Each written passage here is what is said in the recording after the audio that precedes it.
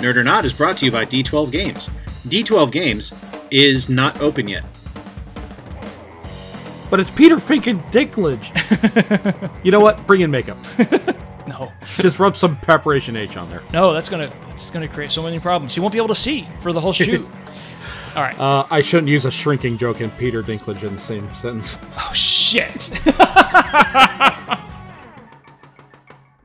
Welcome back once again to Nerd or Not, the official podcast of D12 Games. That's d12games.com. I'm Bob, and with me is the Casanova of Castleberry, Corey. Why do you give me these fucking character flourishes at the beginning of each and every one of these things? To see how you handle it. I am the Casanova of just shit city. No.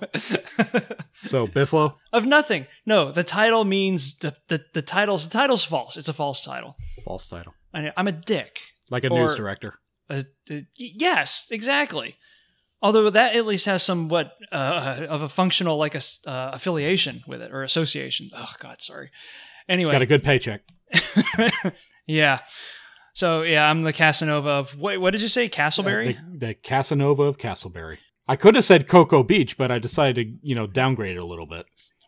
Well, Cocoa Beach would have at least been like a quarter true. But if I'm like the Casanova of Castleberry, that means I keep like a collection of dentures as a scoreboard. You know what the funny thing is? Anybody who doesn't live in the Central Florida area has no idea what the hell we're talking about. Yeah, well, so much for regional familiarity. Sorry, evening listeners. Whatever. Sorry, radio traditionalists. You're dealing with the World Wide Web now. The World Wide what? Shut up. That's what we called it in high school. Move on or die. So obviously it's just myself and Corey. Jay is on special assignment. Special assignment. Which is a fancy word for sick. Yeah. If you ever hear someone say, yes, he's on special assignment, or he's on a different report, yeah, he's just not available today. He's flying the porcelain starship. And warp drive has been activated. Well, since this is our last podcast for the month of March, we decided we'd go ahead and we look at the movies coming out for April. Mm-hmm.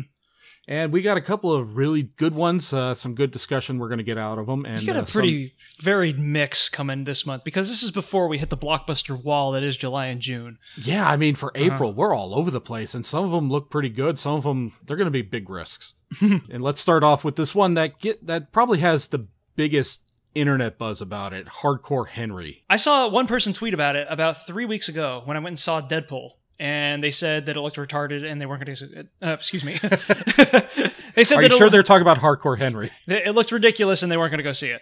And I was kind of offhand. It's a very difficult sort of an idea to confront at first glance. It does seem like they're not pandering, but they're trying to draw in a precise crowd for this movie. Yeah, but it's a precise crowd that they've tried like ad nauseum over and over again to try or to draw in and fail.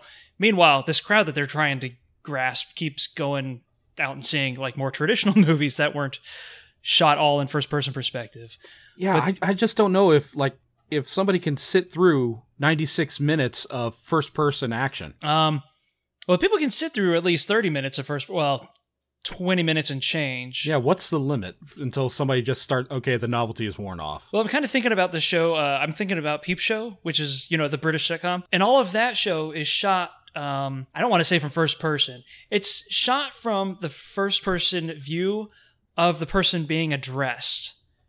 So it's kind of a strange thing to try to describe to other people, but it not only makes sense in viewing, but it's almost necessary. Because every single camera shot has to be from the point of view of somebody that's within the scene. So whenever there's like a scenic transition or something, shots of the main character are usually taken from people that they pass by on the street.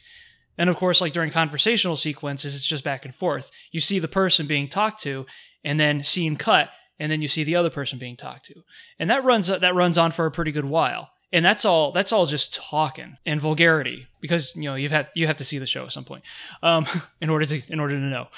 But Hardcore Henry is an action flick, so there's going to be enough to engage even the shortest of attention spans from that property or that trait alone. But it's also supposed to be cutless, isn't it? Well, I mean, Yeah, I guess that's the shtick, but obviously you and I both know that there's ways they can work in cuts here and there without people noticing. Yeah, from the trailer, you can see that there are like a couple of flashback sequences, and I guess that would be like the out for having to keep the entire movie be one long continuous shot. But from what we've seen so far, scenes bleed into other scenes, because it has to remain in first person perspective throughout. And that includes like character encounters and changes of scenery and shit. What was the Hitchcock movie where he tried to do... Well, I know he didn't do an entire movie in a single take. Or maybe he did. No, it was Rope. There was Rope, but he faked it. He reused around the back blackouts. That I do know, but gave the illusion that it was all one take, the entire movie, right? Yeah, well, at some point, you're going to run out of reel, and you're going to have to change it. Can you imagine if like one of these insane multiple take directors, like a Stanley Kubrick or something like that, would have to pull off long shots like this? For starters, no insurance bond company would back him up. You know? The first daily comes back in the studio is like, you used a whole reel. What's the difference? It was for one take. Back to Hardcore Henry. Yes. Before we go way off track. IDBM, they're not giving it a pretty good score. Of course not. Yeah, of course, I don't know if this is like a general fan view or if this is Batman v Superman going in with a bad perception, so I'm going to come out with a bad review type thing. That's a weird story, because it's not only the IMDb takes printed reviews as well as user reviews into account when assigning that rating. True? False? What they call the Metascore, which is provided by Metacritic. Oh, so they do work off of Metacritic then. They don't have their own aggregate anymore. Yeah, it looks like from Hollywood Reporter, Variety, IndieWire, The Guardian, Cineview. It looks like, they pull in reviews from all kinds of different places. Before that started happening, I know a lot of the reviews that came back were none too favorable because of a lot of it was heavy and stuff. I don't really have any plans on seeing it myself. So this Hardcore Henry, it came out in 2015 overseas, I'm guessing. Yeah, it's an import. Especially since Tim Roth is the only name on the cast I recognize. Oh, no, it's Jennifer Lawrence also. She's in it, too. Oh, is she? Which is kind of weird because she did a foreign movie and now she's got all this pedigree. That's interesting. I mean, not only is it foreign, but it's like genre as hell. Huh, okay, well, I'm not going to waste my time. You know what? I won't say that. I will waste my time on it for free on Netflix or something. I think that if it was shot for 3D, A, that would be an experience. I would have to go see I didn't even think about that. Yeah. B, I really want to see this whole idea and execution because how the fuck did they put this movie together anyway? Even if there are cuts between action scenes, it's supposed to be from like go, just constant motion. Oh, it would have to be. Otherwise, I mean, if you just show the guy walking down the street, it's like, oh, this is boring as hell. Yeah, and I want to see what that looks like when it's committed to print. And especially, I'd like to see how it's like put together. But, that's superfluous materials, like a commentator's track or some shit. It's an interesting movie experiment. I think I'd like to be a part of it. Without even seeing it, I would have to guess that it would be up there nominated for Best Editing, possibly. No, because Best Editing gets reserved for the movies that should have won all the Oscars, but the Academy couldn't give to. Oh, well, now you're just getting political. And I'm getting political and cynical, because Mad Max should have swept the living shit out of the Academy Awards earlier this year, and yet they got all the technical Oscars. Which, is fine, but we know what's up by this point. Pan's Labyrinth swept the same categories. That should have gotten way more than just those. And we've seen, well, even between Pan's Labyrinth and here, there have been others that have filled that notch that were like summarily honored. And if it sounds like I'm bitter about it, yeah. Well, let's move on to the next movie, The Boss, with Melissa McCarthy and Kristen Bell. Okay, she plays a boss. Yep. Yes. Not too subtle, possible hint at Donald Trumpism. Yeah, there's cultural commentary attached to it. But the funny thing is that when I saw it, I was kind of thinking of who used to own the baseball team back in the day. She was convicted on tax fraud and Marge Schott of the Cincinnati Reds. Yeah, I kept seeing like echoes of Marge Schott and Martha Stewart in the clips that we had seen also. But then again, it's like if you ask anybody who would be seeing the movie who Marge Schott is, they wouldn't fucking know who we're talking about, and then they'd be like, "Are your depends full?" And we'd be like, "Probably," and have to go change. The trailer did look interesting. Yeah, it did. It looked like a very Paul Feig movie. Paul Feig. Paul Feig? Feig. Feig? I don't know. I mean, Fig Newton. We always hit this bottleneck whenever like we're talking about Marvel movies or this guy's movies. It looks like one of his. And it's supposedly like directed and written by a guy who works with him a whole bunch. Ben Falcone. Hey! Falcone. Ben Falcone! Hey, what you doing? Hey! I'm sure he's heard this fucking joke like 100 million times a day. Hey, you're making a movie. Better not be about the mob, kid. Or we'll kill you. Nah, seriously, we'll throw you off a fucking bridge. No one will ever find you. I'm glad to see we have the New York mobster lingo down. Mm-hmm. But we're totally stereotyping them. And those are some people you don't want to piss off. Maybe. I don't know. That could be just another stereotype. I'm digging us into a deeper hole. So, yes, please stop. All right, please. yeah, I know. Like the Blob Father. I don't know. Whatever.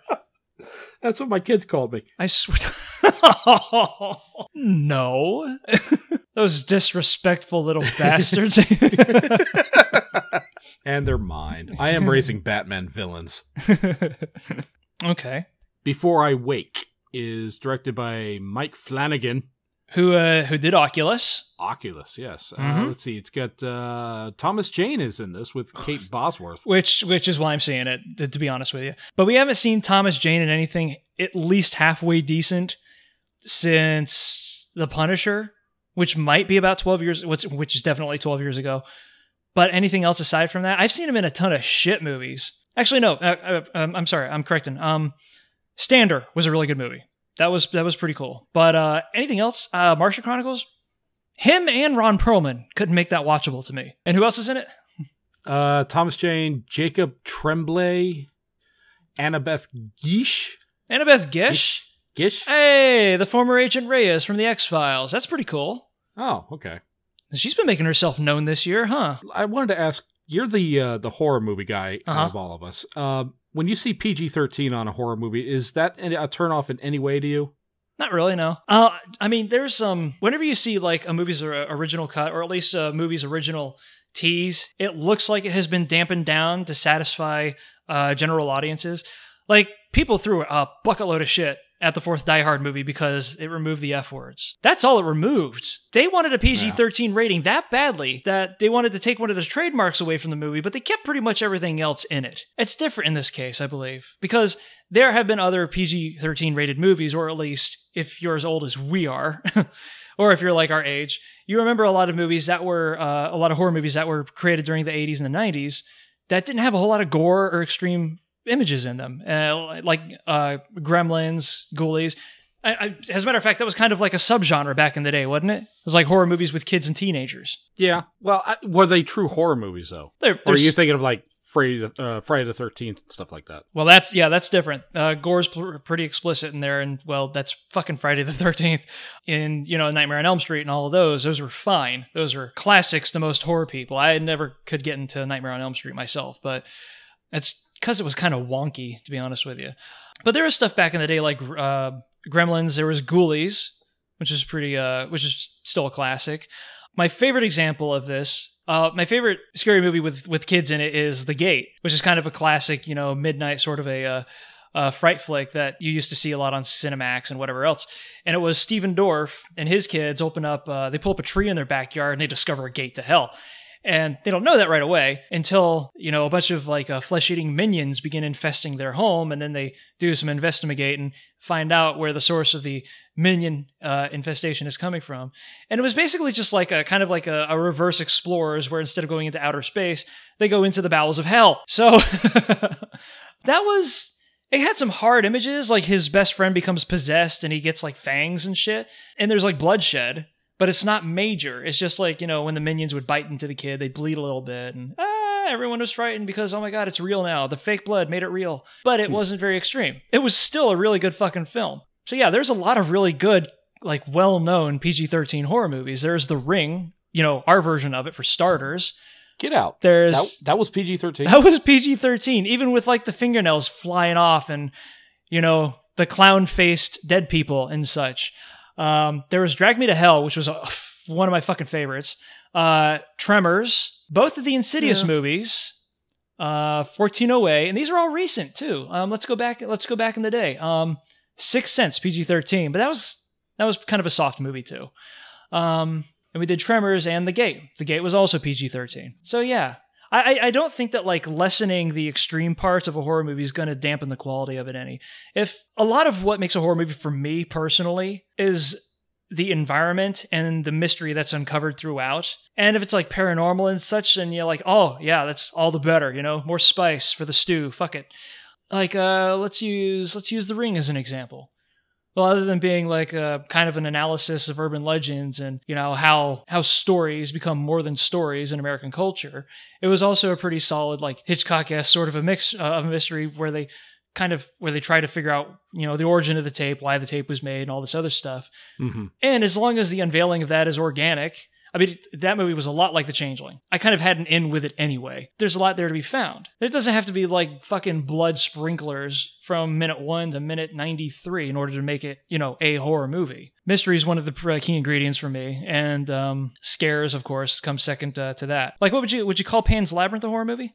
That one blurs the lines pretty well, doesn't it? It does blur the lines. I don't think I would call it a horror movie. It has a couple of real suspenseful moments. Mm-hmm.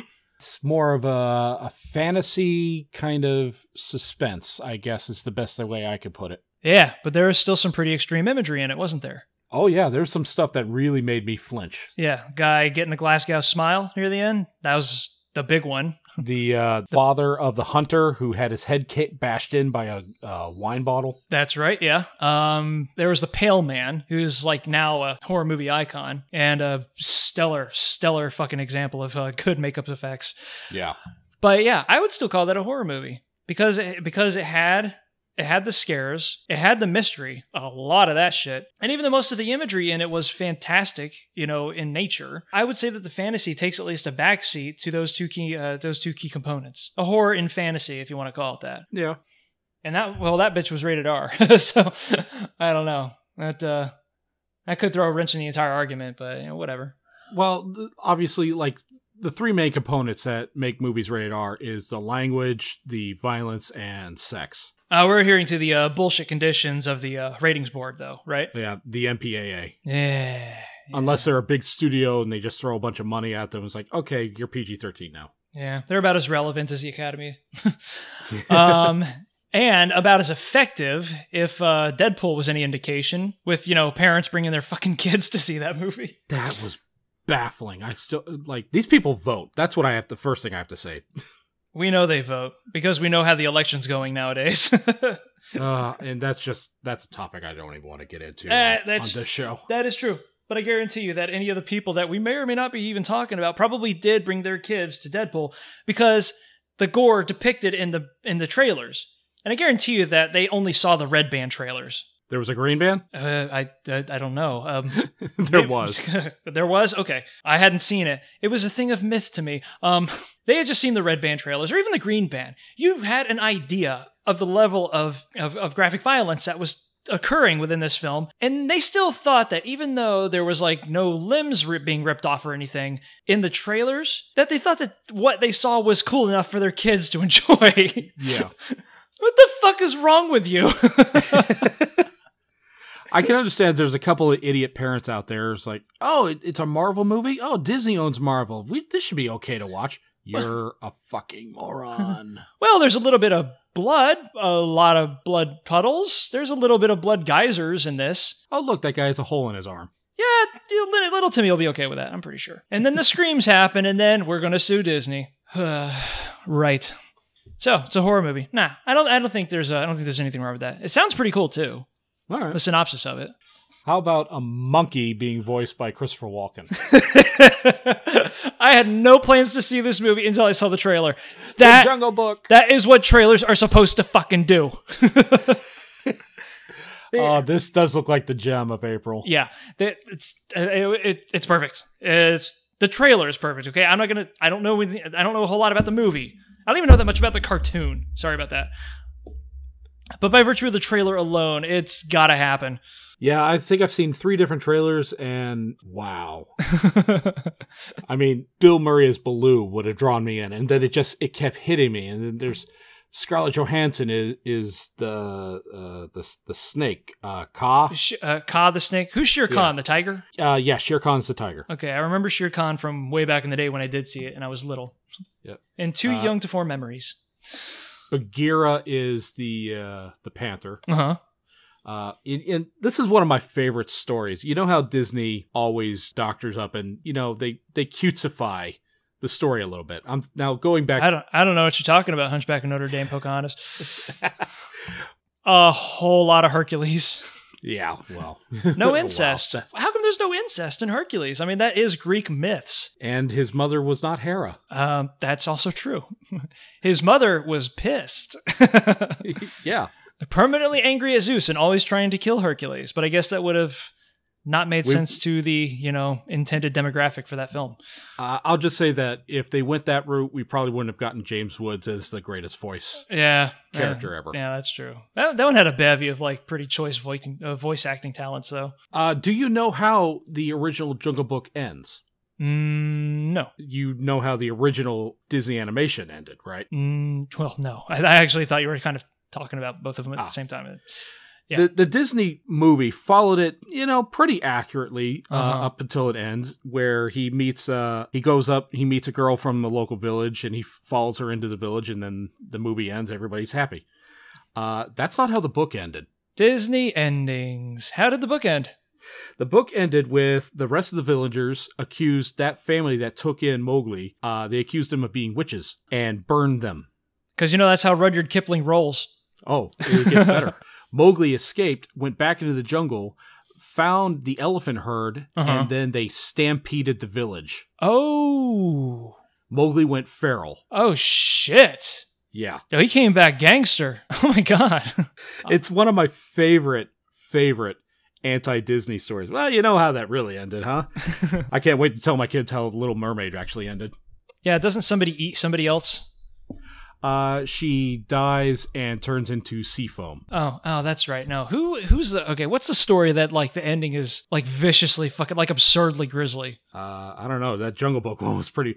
I know that Fox and the Hound ended pretty grisly. Mob justice by elephant stampede's pretty fucking hardcore. Yeah, I'll give you that. But there's a Fox and the Hound's pretty much both of them die, right? The fox gets rabies and dies, and the dog lives with his owner, who ends up getting Alzheimer's and shoots him in the face. Yeah. Right. But that's old school Disney. They didn't keep that in, right? Oh, no. Okay. Because old school Disney did not give a shit. He will kill Old Yeller. Bambi's mom fridged 5 minutes in. And then smoked and became venison jerky. Yep. You see Walt giving a shit about your kids? No.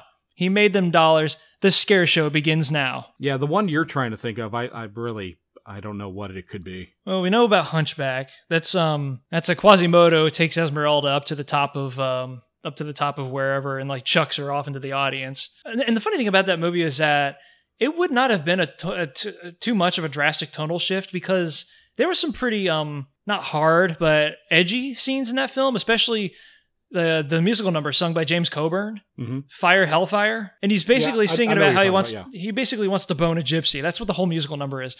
And I remember that when reviews came out for it, people were, aghast and agog that this could have happened in a Disney film. The rest of it being okay, I suppose. I don't know, but I don't really understand the mindset. They took a chance on, making it a bit more mature, and that's how people react.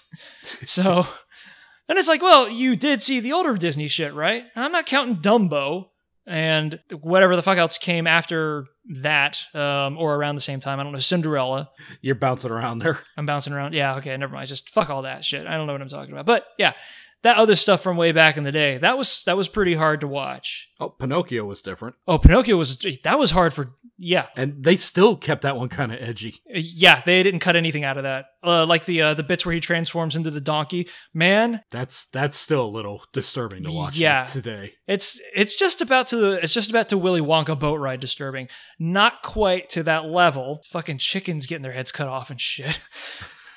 Plus Gene Wilder, which knocks it up a point by default.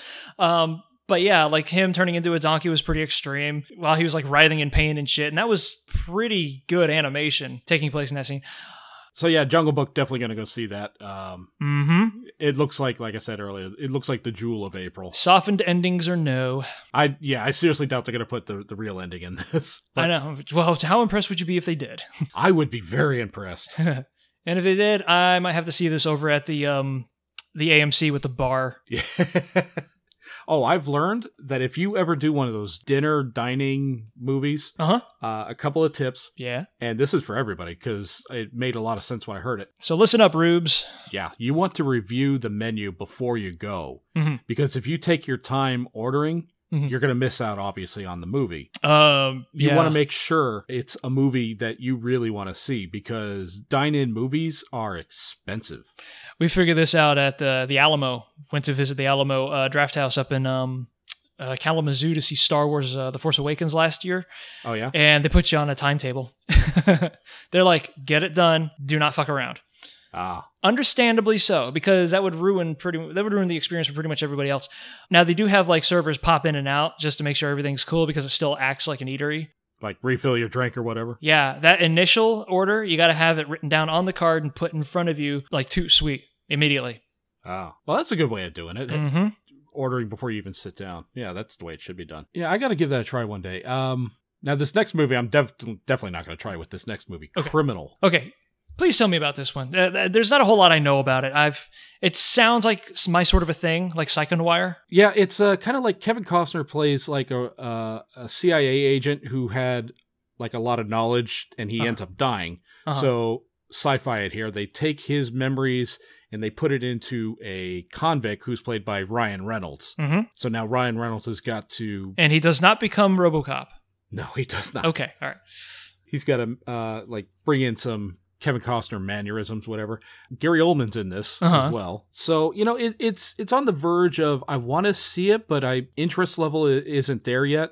Yeah. That sounds a whole lot like what they used to do in the mid-90s for suspense films, where they would like Face Off, I think you had mentioned. Yeah. When we were like going over prep for the show. And that was a pretty good movie. It just, I don't know. I didn't get into it. And it could have been because of the director. That was during John Woo's Why the Fuck Am I in Hollywood phase. Oh, yeah. So he kind of phoned most of his shit in. Where John Woo was trying to be Michael Bay. Yeah. The whole idea of like swapped identities or loss of identities wasn't really carried through in execution. And I guess that maybe this could kind of capitalize upon that and make a better show for it. But honestly, it doesn't really sound like something that would be up my alley. It's something I would probably check out down the road. I'm not going to waste my time in a theater. Who's doing this one? Ariel Verman. Vromen. V-R-O-M-E-N. I don't care. Either way you cut it. That is an amazing last name. That's almost like a wrestling villain last name. I am Vermin. He's Ariel Vermin, for fuck's sake. And he is the Intercontinental Champion. Let's see. He did Skeptical, The Iceman, Donka, RX. He's produced a couple things. He's written a couple of things. I don't know who this guy is. Wow, is another for... So out of all the movies that we have gone over so far, a lot of these banner films for the early summer season, they sound like they're imports. Yeah, there are. This is probably that time of year where they bring in like the overseas. No, this is a brand new, not released overseas movie. This looks like it's for American audiences first, and maybe they're just giving this guy his big break.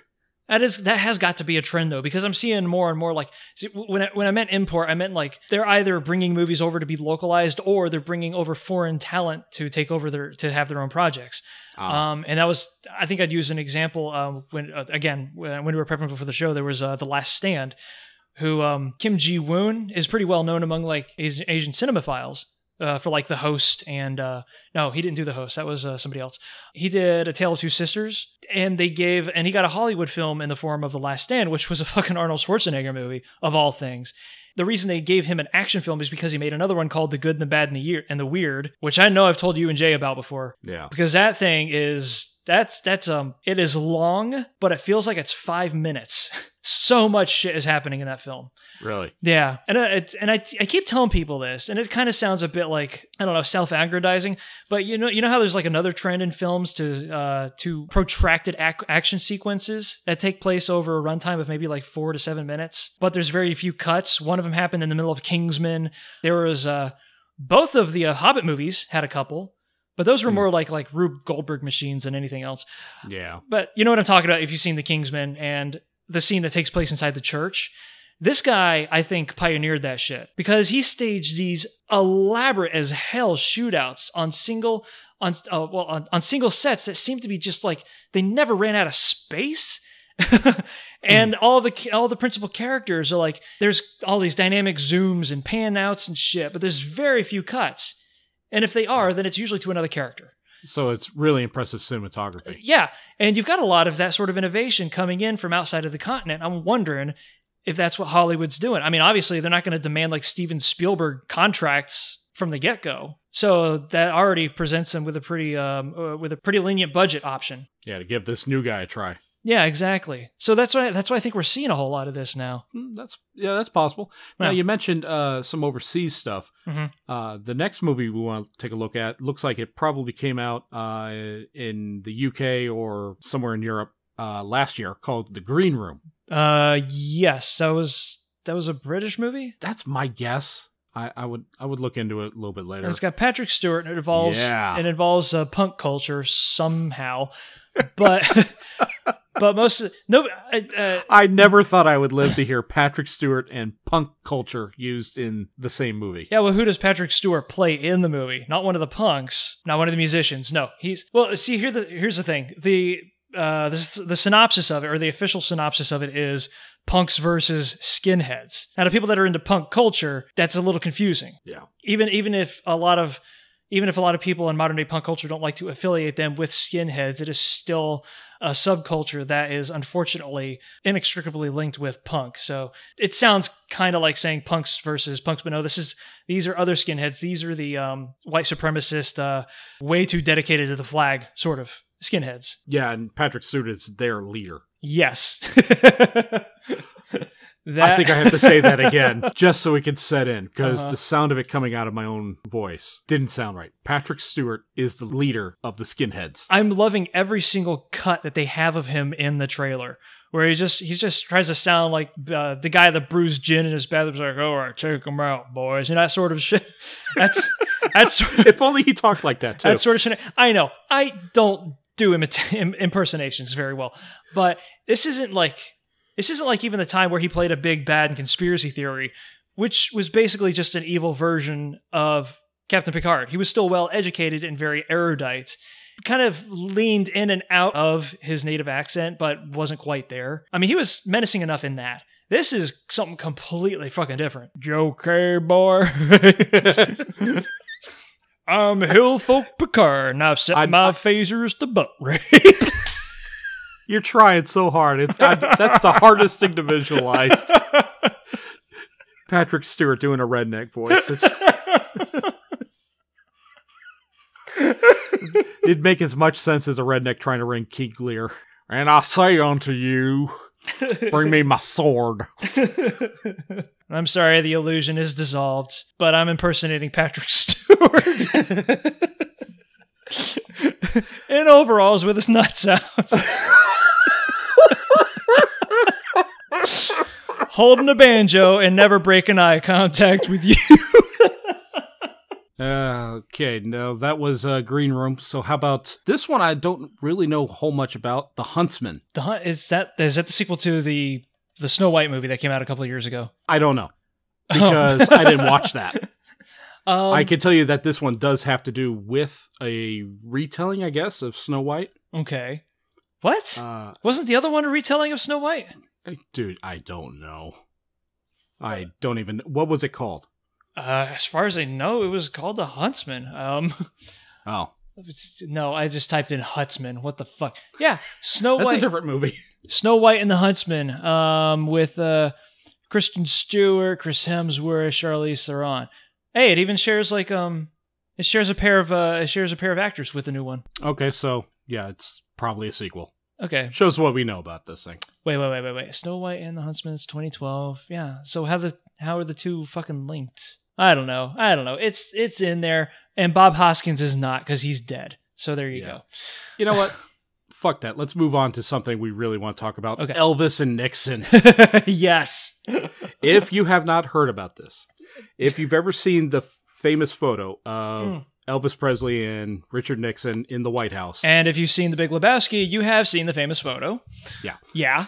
This entire movie is about that meeting to make that photo. And I knew some stories behind this, how he just showed up one day at the White House and said, hey, I want to come in. I want to get like a U.S. Marshal's deputy badge or something. Yeah.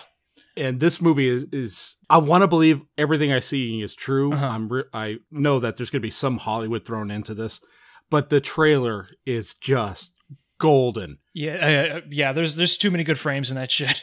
Kevin Spacey as Nixon is awesome. Like out of pretty much every like CGI laden and drama hamstrung big budget fucking visual maelstrom that's coming out this summer. This, so far, is my only day one movie. This is the only one where I want to be there like the day it is fucking released. And here's a line for The Jungle Book. No, I'm not here to see that. I want to see Elvis Nixon. Yeah. Are they coming out on the same day? Ooh, that's a good question. No, April 22nd is Elvis Nixon, and Jungle Book is April 15th, a week earlier. Okay. All right. Because I'm pretty sure, producers of that movie knew that they had a pretty stiff altar in order to deal with on that same day. But fuck it, I'd be the short line. I don't give a shit. This stuff looks quality. I mean, Elvis by himself has become like so synonymous with extreme celebrity behavior. I mean, he's basically the template for the insane rock star. Yeah. Because of his reputation for being erratic and his quirks and shit off, outside of the public eye. Even everything he did was in the public eye. He had no fucking choice. Yeah, it's just, back then there was no Twitter. That's the thing. Yeah, that's true. So I guess the press had to like fight really hard. But the thing is that I don't really think that Elvis made it too hard for them. No, I'm sure everything he did there were paparazzi around him all the time. I'm betting. Right, but Elvis is also one of those characters that I think that like actors like to get that actors like to put on their resume. He's such a fucking mutant. that dude, he's a human. Okay, yeah. There's no other way to put that. I mean, I know that sounds stupid, but the thing is that when you contrast that to all the other humans that you've met, even from other cultures where there's that shock, Elvis is he's how legends are lived. Not necessarily to the best. He set the bar. To a person's benefit, it's just, you know who fucking Elvis is. You can say his first name and people know automatically who you're talking about. Who's Elvis? He's the guy that did karate during performances, or he's a guy that died on a toilet with a peanut butter banana sandwich in his fucking hand. And he met Nixon. But yeah, this is going to be one of the things I'm looking forward to the most coming out of the early movie season. So next on our list is A Hologram for the King with Tom Hanks. In other words, the movie that you're seeing Tom Hanks in, starring Tom Hanks. He could literally say Tom Hanks for Tom Hanks, starring Tom Hanks, directed by Tom Hanks, and he's just up there and he just walks around and goes, Tom Hanks, Tom Hanks, Tom Hanks, Tom Hanks. He's just on the big screen being so damn likable. And it would still make money. Yeah, being so damn likable and of an indeterminate age. Slightly older, we'll say. Yeah, a little bit. He's getting up there. But he's still got good makeup. Well, he's like effing 60. Yeah, he's true. 60 and he can still play those roles because eggplant face naturally looks younger somehow. Eggplant face. He's the eggplant wizard, okay? Don't get too close to him. He'll turn you into an eggplant. If you haven't seen this trailer, you got to check it out. It has Tom Hanks singing Once in a Lifetime by Talking Heads. Yeah. That right there sold me. I don't care what happens the rest of this movie. Yeah, that was pretty great. You sold a ticket doing that. Uh-huh. It looks like an interesting movie. I mean, it's a slice of life sort of a thing, so it's going to be for, Sundance audiences and shit. But for one thing, that seems to be like his stock and trade nowadays, except for Bridge of Spies. That was an odd one out. But he did the movie about the Mary Poppins author. Oh, Saving Mr. Banks. Saving Mr. Banks, yeah. And then... have you seen that? I haven't yet. Oh, it's awesome. It's a great movie. I have no doubt. So you have seen it? Yes, I own it. Oh, shit. Okay. Cool. Well, I feel like an ass that I don't know either of the characters' names. Wait, no, he plays Disney, doesn't he? Yeah. Interesting. Since it's partially a Disney biopic, do they ever bring the CIA into stuff? No. How- oh. It's just about how they were making the movie of Just Mary Poppins. Mary Poppins. Okay. And Basically his negotiations with the author of the book. okay. And I remember like she was hardcore about it. So yeah, there would be a lot of conflict and such. That's a very Tom Hanks sort of area to be wedged into right now. And the funny thing is, I mentioned this to you when we were watching the trailer, Mhm. that if you replaced him with any other actor, even somebody that we really liked, like James Woods, Mhm. the movie would not be as interesting. It wouldn't be the Well, same. maybe with James Wood. I'll tell you what, with James Woods, it might be twice as interesting, but it wouldn't be the same movie, and it wouldn't draw Yeah. the same audience that this one's trying to. But I was trying to think about like other actors that have kind of like occupy that space within casting at the moment, and Yeah, where they're so respected. yeah, Jeff Bridges was another one that came up. Jeff Daniels, I think. I don't think that either one of those two, although Bridges would give it a run for its money, or would give Hanks a run for his money. I don't think either one of those two would have commanded the same attention that something starring Tom Hanks, not just by virtue of the name, but because of this weird little persona that he exudes. Even in his like most extreme acting roles, he's still fucking Tom Hanks. Oh, yeah. And I guarantee you that's like at least half of the audience is only going to be seeing it for him. But the story looks pretty interesting too. Like I've always wondered about how that part of the world was developed in the way that it was. And supposedly, at least from the trailer, that's what the foundation of the narrative is. Okay. The last thing on our list is something we mentioned before when we originally reviewed some of these movies. Ratchet and Clank, based off the video game. Yeah, which I'm pretty sure Jay is like still fucking buzzing in his chair for right now. And it does look good to me, but it also looks like a whole hell of a lot of many other DreamWorks and non-Pixar Disney films that I've seen in the last, I don't know, since maybe 2012 or so. Who made this? 2008. Sony Pictures. Sony Pictures Sony. Animation. Yeah. Okay. Well, they have their own, and we talked about this last week, I think. It was like they were sitting on all of their own IP, so No. what are they going to do with it if they're not like making any video games? Oh, but they are making a video game, aren't they? You tell me. Not the remake that just came out. They're making a video game based on the movie that's based on the video game What? Oh, God. of Ratchet and Clank. Yes, I believe that is happening. So that's the movies for the month of April that we found interesting. There's a couple more that I don't think they're going to do. Scrubs the lot of them. Who needs them? Oh, my God, Gimli, stop farting. I have my dog sitting by my feet, and he's done nothing but fart this entire time, and I've been trying not to gag. He's probably looking up at you with those like giant dishwater eyes. It's like, hey, Dad, did you like that one? No, I didn't. Get the fuck out of here. You stink. Dad, I got a present for you. Ugh, I'm going to shove a cork up his ass. No, am I lucky we'll go launching out. It is my finest work to date, Dad. Do you like it? Do you approve of me? Gimli. Every time he does a deep sigh, I was like, oh, God, no.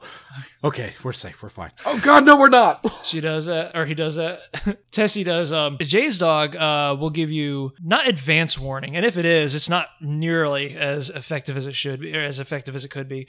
That she ripped ass because she will get up from her place of benching and let everybody else just bathe in it. Meanwhile, she makes her escape and she's like, "See you later, suckers." Yeah, crop dusting the room on her way out. Oh, she didn't crop dust. She's like, she like drops a grenade and then leaves and pulls the pin. The pin's attached to a string, and then she takes off.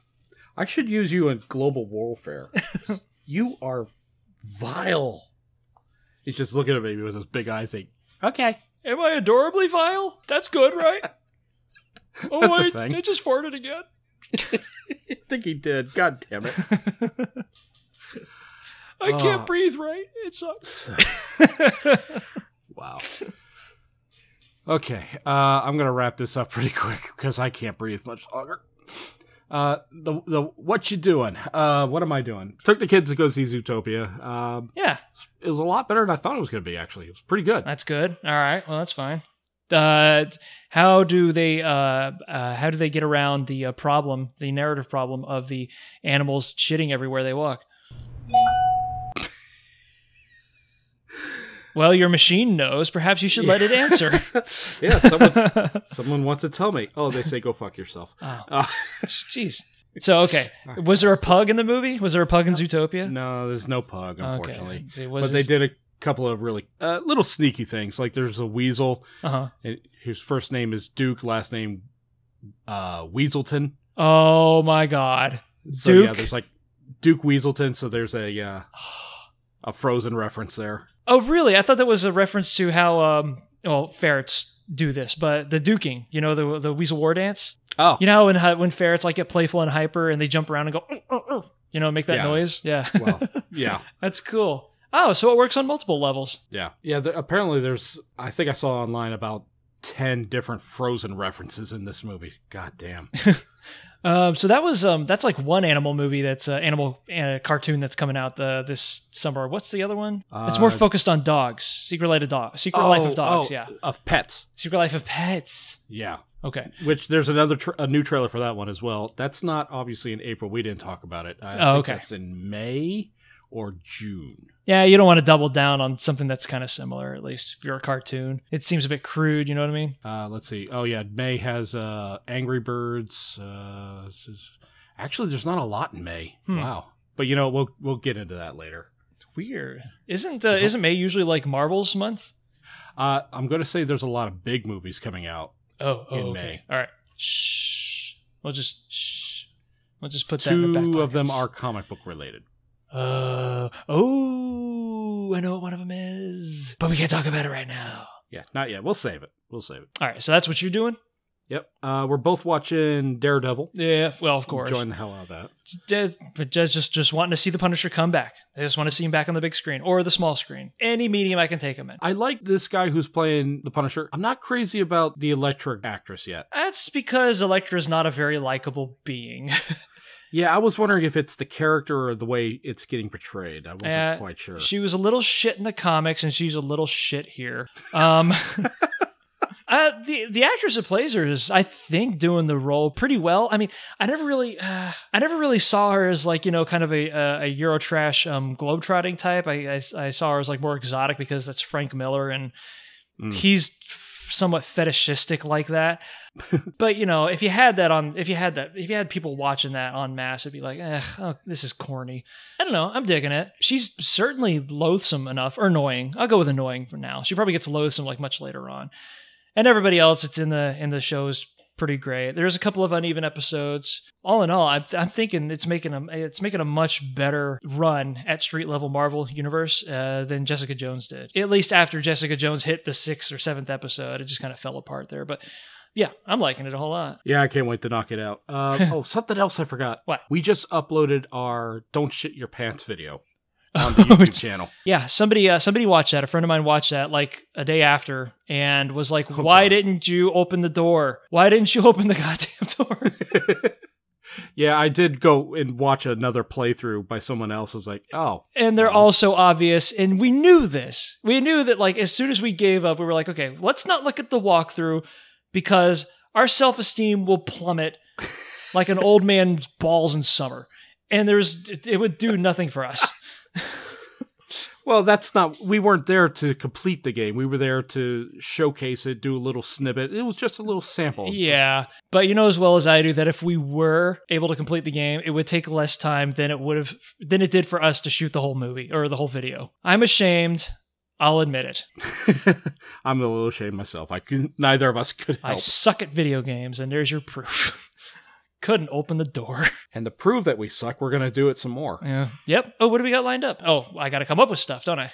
Yep. We still have some stuff that we just completed. Mm-hmm. It's going to go up in a few days. Don't want to spoil it, so if you want to, go ahead and subscribe to the YouTube channel. Okay. So you can check it out. Okay. What you doing? What am I doing? I am reading Hiding the Elephants, which sounds like it might be a euphemism for something. Sounds like it could be a very blue book. It is not. It is actually about a certain segment of illusionist history where Harry Houdini, being a much more of a refined escape artist and self-promoter than a magician, more of a showman. He's more of a showman, way more of a showman. The dude idolized magicians, but unfortunately, he just was not that good at stage magic. Somehow. I mean, he could do everything else fantastically, but whenever it came to presenting close-up tricks or big event illusions, no matter how big the trick was, he would just tank it. Like he wasn't there. He didn't have the showmanship faculty for those sorts of performances, but everything else having to do with escape artistry and pimping his show out amongst the hoi polloi, he was great at.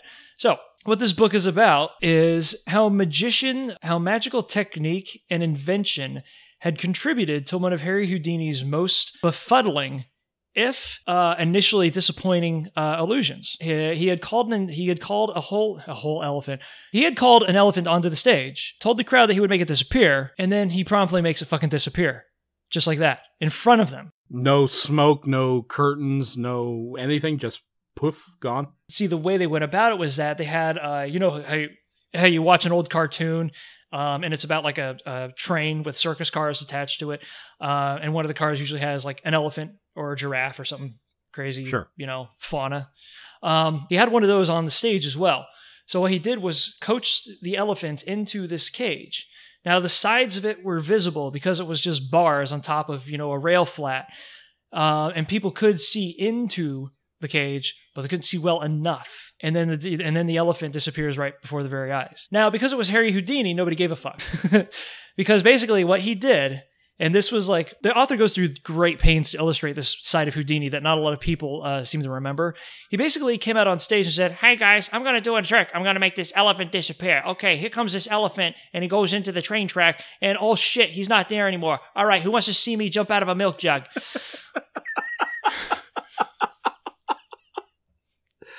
Oh, I was hoping you'd do that for the rest of the review. Like, holy shit, there was this elephant right here. It's an elephant, they're kind of huge-ish. And now he's just gone. All right, I'm going to get out of these chains. Hey, he's right. That thing is freaking huge. And that was all. He completely buries the leads on all of his, like, traditional, if you can call them that, magic tricks. In order to go back to what he's known for, which is, grandiose escape attempts and shit. So, this book is about how he did that. Because the more people thought about it, the more they realized that, how the fuck did that happen? How do you do that trick and have it completely wash over a thoroughly befuddled audience? Like, they knew that something astounding just happened in front of them, and they didn't care. So, half of it is like a character study of Harry Houdini, what he did well, what he didn't do. And he's not one of my favorite magicians. Like I said, I'm not really big into escape artists. But what it also goes into is the community of magicians that had existed prior to and after that contributed in some way towards the technology and the technique behind the trick and how it became more well-known afterwards. It's fascinating as fuck. There's this cast of characters that like stage fanatics will know about. The guy that created Dr. Pepper's Ghost, Jean-Claude Houdin, who did a lot of the mechanical illusions that inspired Houdini, is a major player in it. And it's very much a documentary style approach to how this event occurred, but it's all written in kind of like a fictionalized way. It's a fantastic fucking book. It's like you're watching The Prestige, only the Nikola Tesla half, where you're not quite sure of what's legend and what's reality. You know what I'm saying? Mm-hmm. It's a super goddamn good read. So that's what I've been doing. It's called Hiding the Elephant, and it's by John Steinmeier. You want to look it up? There you go. That sounds awesome. Yeah. I got to check that one out because I love Houdini stories. So that is it for this episode of Nerd or Not. Next time when we get Jay back, we are going to talk about all this negative criticism that Batman v Superman is getting. Yeah. Yeah, and this weird little phenomenon that's happening between critical divide between reviewers, like professional reviewers, and people that have just seen it, user reviews. Because I'm wondering if some of these people they've had their mind made up before they even go to see the movie. Mm-hmm. I've had my mind made up that I'm not going to see the movie, so I kind of don't have really a whole lot to add to it, but I'll see it eventually. If anything, from what I have been reading about it, it sounds like a really interesting experiment in not getting your message across in the most grandiose way possible. Yeah. You would be good for taking up for somebody who doesn't want to see the movie. Yeah, I get to be like the counterpoint, and then Jay gets to call me an ignorant slut. Yeah, and Jay was really hyped to go see it. Mm-hmm. And I'm kind of in the middle. I'm taking in I'm not reading any spoilers, but I am reading some reviews, and some of them make kind of sense. Like, why are these hyper IQ intelligent people just fighting and not talking to each other? Yeah, that's a criticism that could be reserved for just comic books by itself, though. Yeah, that's true. Yeah, I think but these two in particular. Yeah, I think it's because a lot of what Zack Snyder's injecting into this film was some, Silver Age tribalistic shit back when there was the Red Scare. Of course, we can't use the Red Scare anymore, so we have Lex Luthor, we have big business and shit. There's a lot of anatomy to it. You know, maybe a lot of that anatomy is not playing well with each other. I don't know. There's Discord. All right, so that's next week. Yeah, probably. Yeah, we probably will do it next week. Usually we've been on a bi-weekly schedule, but shut up. But I liked Man of Steel. I think this has... Listen, I am protesting very passionately. Zack Snyder doesn't do 100% shit. He did Sucker Punch. No, sorry, Gimli. No, we don't talk about Sucker Punch. But it was independent in the barest of definitions. And just because something is independent or calls itself independent doesn't mean it's automatically going to be worth watching. Okay? All right, so for Gimli the Pug, I am Bob. I'm an asshole. I don't know. I'm Corey. All right, see you guys next time. Yep, till next time.